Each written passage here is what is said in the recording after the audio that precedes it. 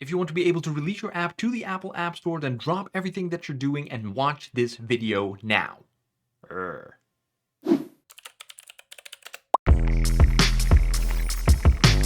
If you have an app in the Apple App Store right now, or you're working on one to get it published, then you probably already heard about the Apple Privacy Manifest. Now, regardless of if you're building your app with .NET MAUI or Objective-C or Swift or any other framework, this is a new requirement going into effect on May 1, 2024. Without it, your app or the update to your app will be denied from the App Store and you will not be able to publish. Now that sounds pretty serious, and Apple already started sending out warning emails if you do not have that manifest inside of your app, and chances are that you panicked and you were like, oh no, what am I gonna do? And you found your good friend Gerald on this YouTube channel, and now you're here and we're going to figure this out. So don't worry. We got this. In this video, I'm going to talk about what the Apple Privacy Manifest is exactly, how to set it up. There is a lot to unpack here, but ultimately it's not that complicated. The most complicated thing is figuring out which entries need to be in there. But I'm going to talk regardless of the technology that you're using, how this file should be set up. And then at the end of this video, I'm going to walk you through how to exactly do it for .NET MAUI, obviously, because, .NET MAUI is my thing. But you will also find value in this video if you're using any other technology. So make sure to stick around, like this video, and subscribe to my channel if you found it for the first time. Now, let's just dive in. So what exactly is this Apple Privacy Manifest? A couple of years ago already, Apple started asking you as the developer of the app a couple of questions of like, hey, what is the data that you're using inside of this app? Why are you collecting it? How are you processing it? That kind of stuff. That would result in a section on the App Store listing where it would say like, hey, this is the data that's processed inside of the app. It's linked to you. Like, if you have this privacy and security training, you probably had it in some shape or form. Then there's data linked to you, data not linked to you, processed anonymously, etc., etc. So that would give the user, the end user of your application, a little bit more transparency about your app. What is the data that you're collecting? How are you doing it? And how it's being processed. Now, a couple of years later, Apple wants to take this a step further to provide even more clarity to your end users, which is a good thing, but usually that also means for us as the developers more work. And that's exactly what this is. So right now, what Apple is going to do, they make you include a file which is called the Privacy Manifest, and inside of that Privacy Manifest, you're going to have to add entries of like, hey, this is the data that I'm collecting here because of this reason. But also it goes into a little bit of a more technical aspect where Apple will actually scan your binary, your application, and if it uses APIs that are on a specific list, then it will flag it like, hey, we flagged this API inside of our iOS framework, inside of our Objective-C and SwiftUI framework, as a API that potentially processes data. So you will need an entry for that inside of this manifest, so that the user knows that you're actually doing something with it, or you need to remove this code so that you don't process this data. But Apple wouldn't be Apple if they would just stop there. No, no, no. They're also going to enforce this for third-party libraries. So maintainers of libraries, of plugins, also will need to provide a manifest for their little piece of code. Because you, as the developer of the app, you might take in a lot of plugins, a lot of third-party libraries to make your life easier, but you might not always know what they do, if they gather data, why they do it, what do they do with it, right? If you have this Crashlytics service or you're showing advertisements in your app, maybe they're doing all kinds of things with their data, which is kind of like obvious. I hope not for the Crashlytics, but for the advertisements, they definitely might, right? Because they try to personalize those advertisements and get data out of it. So now Apple says like, okay, that's cool, but to make that more transparent also to the app developers, the third-party libraries now need to provide their own manifest, and that will be rolled all into one manifest for your app automatically, semi-automatically. I'll get to that in a little bit. And then your app will have this complete manifest that describes all the APIs that you're using inside of your own app, but also the third-party libraries. And the end user will get a full overview of all the data that might be used in any shape or form. They don't care if they're using a plugin or it's just your app. They just care like, hey, how is my data used inside of your application? The information we need to describe in that manifest falls into two categories. One is kind of like the data types that you're collecting. So maybe you're collecting a full name or the birthday or financial information or the precise location or browser history, that type of stuff.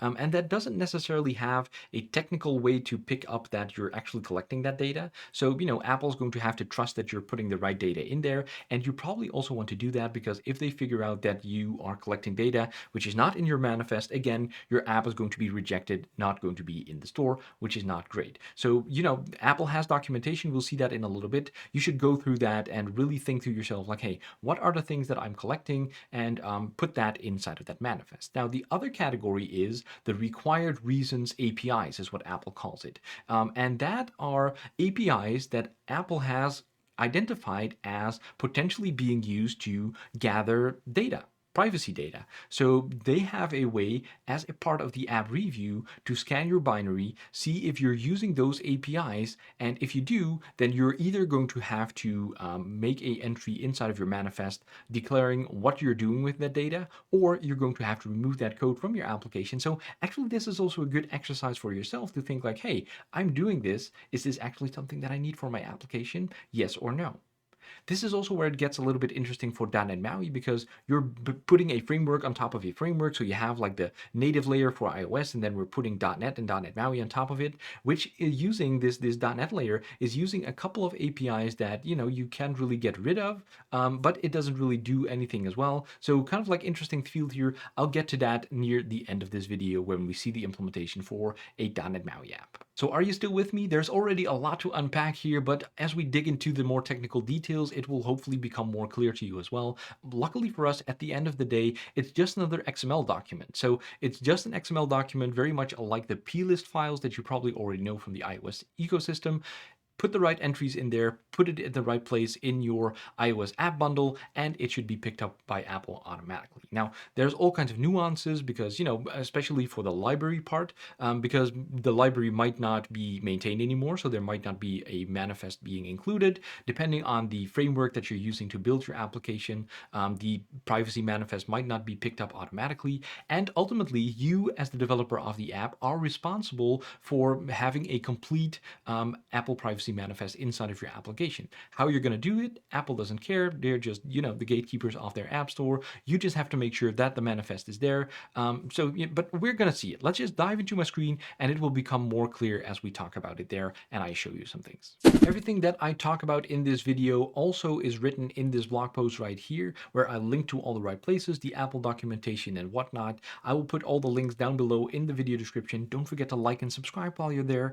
And here I talk immediately about like the two categories, types of data and the required reasons API. So if you open that, then you go to the Apple documentation straight away. And here you can see like, hey, describing data in privacy manifest. So this is like the types of data that you gather. And if you scroll down here a little bit, it's like a couple of categories inside of that category, collected data type, type linked, type tracking, and the purposes. So why are you actually doing it? Such as names, last name, email address, physical address, payment info, right, precise location, contact, email, or text messages. So all kinds of data is in here. I know this is not the most fun thing to work on, but it's super very important. So go check this out, go through this, make sure that the right entries are inside of that privacy manifest inside of your application. Here we have that required reason API. So these are the APIs that Apple has marked like, hey, this can be used to track users or has sensitive data or whatnot. So if we scroll down, you can see the file timestamp APIs, creation date, modification date, all that kind of stuff. And they have codes that you need to put inside of your privacy manifest. Each code kind of like represents a different thing and ultimately a different icon in your app store listing, right? So that users will know like, hey, this icon, this little description is because of this thing inside of the app. And system boot times, etc., etc. Now, at this point in time of this blog post, of this video, this is what Apple is giving us. But over time, Apple might be like, hey, this new API that we introduced, this also needs an entry inside of your Apple privacy manifest, or we identified this API as now being sensitive as well because we changed our minds, and now you need to include this as well. But no worries, you will be notified by rejection to the App Store or emails with warnings or whatnot, but it might change over time. Placing your content in a bundle will be interesting, and also again, this transcends frameworks. It doesn't matter what type of application you use, what type of framework you use, your file, your privacy manifest needs to be in the right spot in the app bundle, because at the end of the day, all the app bundles are going to look the same to actually be able to run your iOS app on an iOS device. So here you can see, scroll a little bit down, this describes all the files where it needs to be placed in a bundle, but also the privacy manifest. So we can see right here, privacy manifest, macOS, it needs to be in a slightly different place than for iOS, watchOS, tvOS, and visionOS, because there it just needs to be in the root. I will show you our project structure in a little bit for .NET MAUI. And for a macOS framework, which is probably not relevant to the most of you, it needs to be in a different place entirely as well. Quick side note on macOS while we're here. For macOS, there's not really a required APIs thing that you need. So this does not apply to macOS applications. The only thing that does apply to macOS is the data that you gather, right? So this stuff, which is not, it does not have a technical check. So, you know, if you don't include a manifest for your macOS application, Apple is going to accept it without any problems until they find out that you're actually gathering data that needs an entry, right? So there's going to be manual verification of that. But there's no technical checking of your macOS application. That only happens for iOS, watchOS, and all the apps that I just mentioned. With that out of the way, let's go back to my blog post. What is the privacy manifest? I already talked about that. Privacy manifest and .NET. Now, this is where it kind of like gets interesting because you have like the native layer, Objective-C, Swift, whatever you're using, the APIs that are in iOS, you're using that. And whenever you don't use, if you use the native tools, whenever you don't use the API, you don't need an entry. However, we're putting on top the .NET framework, and then maybe .NET MAUI too, but that doesn't matter. So the .NET framework, and in the .NET framework, we're using file timestamp APIs, system boot time APIs, and disk space APIs. That's just a fact of life. That is part of the .NET framework. There's no way around it other than using another framework for your application entirely. So, you know, if you're going to use .NET to build your iOS applications, at this very minimum, you're going to need these 3 entries inside of your manifest always, right? So we're just going to have to accept that as a fact of life. If you're building a .NET for iOS application or a .NET MAUI application, you need 3 entries in your manifest always. That's just how it's going to be. We have the file actually right here. Again, things might change here over time as well. This, at the time of recording, is for .NET MAUI built on top of .NET 8. For .NET 9, it might be different because we're using another API. So for now, you can use this file, and it looks like this, just like another plist, right? It actually has the plist note in here. So we have this NSPrivacy accessed API types. That's the key for like your required reasons API. For the data collecting, there is another one. I'm not really showing that in this video, but I'm sure you can figure it out. And then we need these 3 entries for the APIs that are used through the .NET framework. Unfortunately, they're not going to be trimmed out. Trimming is like a optimization of your binary at build time, at compile time, that we take out the APIs that are not used by your application, so we trim those out. That doesn't apply to the .NET framework, unfortunately.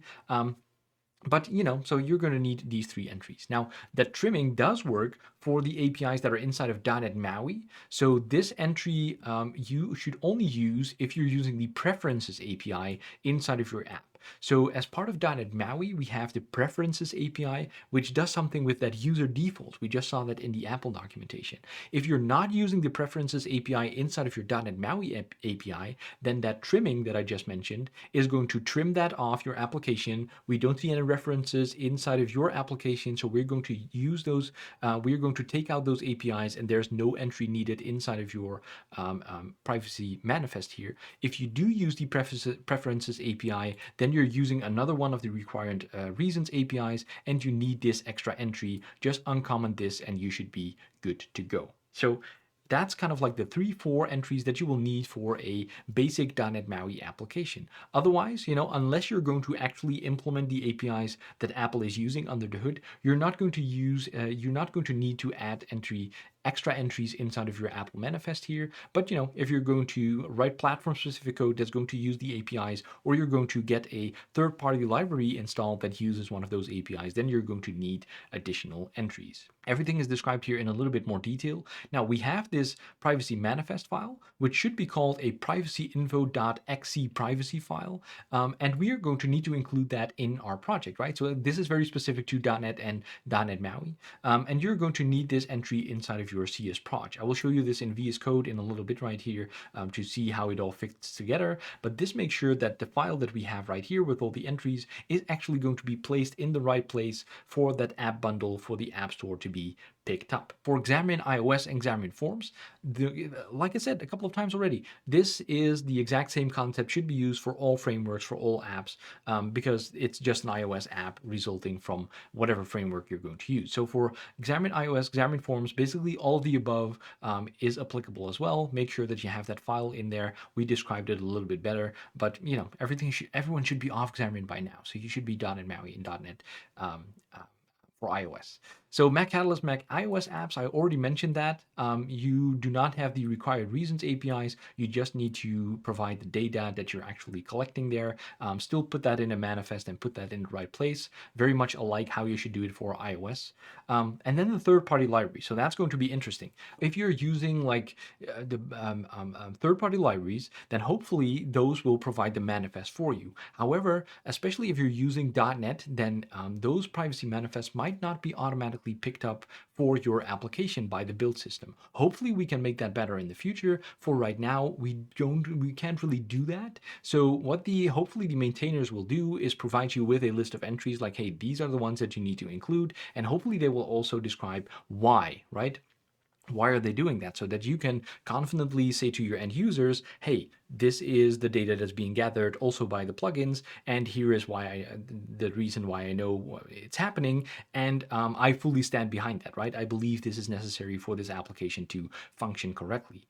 If you don't really know, then maybe you should roll the functionality of that plugin inside of your own application so you can go around those entries that you need, or you're not fully aware of what they do or why it's needed, because that basically means that you have code inside of your application of which you don't really know what it's doing and why it's doing it. That's not really a great feeling, right? And especially if you have to communicate that to your users. So hopefully this will all work out. For the technical, so for the required reasons API, there's kind of like a very easy kind of like fix, because you will get the warning email or the error email after May 1st, which very specifically mentioned like, hey, these are the APIs that you're using and you need entries for that. And you can just go be like, okay, I need entries for this. I'll add that to my privacy manifest, and you're done with it. But I would really strongly recommend that you will understand why these APIs are needed, where they're coming from exactly, and how they're being used. So don't just go out adding those entries to your privacy manifest and being done, but you really want to understand why that's happening. So this is going to be a little bit interesting with the libraries. Hopefully, it should go automatically through. If you install a library, it will automatically be included inside of that privacy manifest, because that all kind of like cascades down, at least on the native tooling part for iOS. For .NET, maybe not so much. But you can fix that by adding those entries to your apps manifest, and you should be good to go. Now, verifying adding the manifest, that's kind of interesting. At the time of recording, at least, the only thing that you can do is put it in test flight, and you have to distribute it to external testers, so not the internal testers, but the external testers, and that will actually trigger a warning email to be sent, yes or no. So if everything's good, you don't get an email, and it will just say, hey, your build is made available to the external testers. If something is wrong, you will get an error warning email. Now a warning, it will be an error as of May 1, 2024, saying like, hey, we detect these APIs, and you should have entries for that. Again, for the data type, that the data stuff that you're collecting, manual review will be required, so you might get emails for that, or if the reviewer missed something, then you won't get emails for it, but that's kind of like up in the air.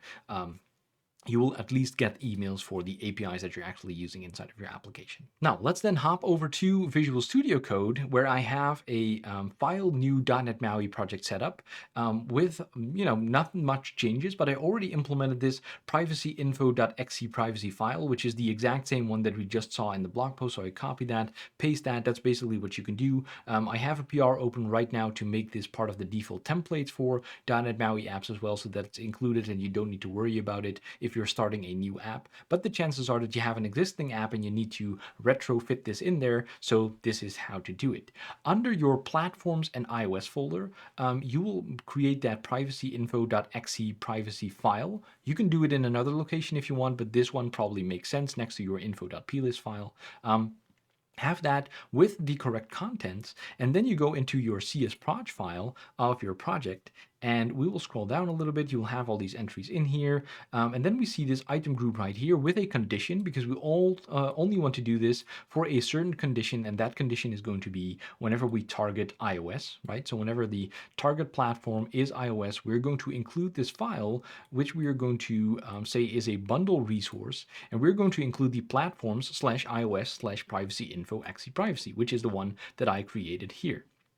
Now, one extra thing that we need to specify is the logical name. If we don't do this, it will put it in the app bundle, the resulting app bundle, under platforms, iOS, so all the subfolders, and then this one. And we've just seen in the Apple documentation, it needs to be in the root with just this privacy info privacy file name, right? So that's why we do this. And if you do this, and then you do .NET Publish, iOS app, it should all be good.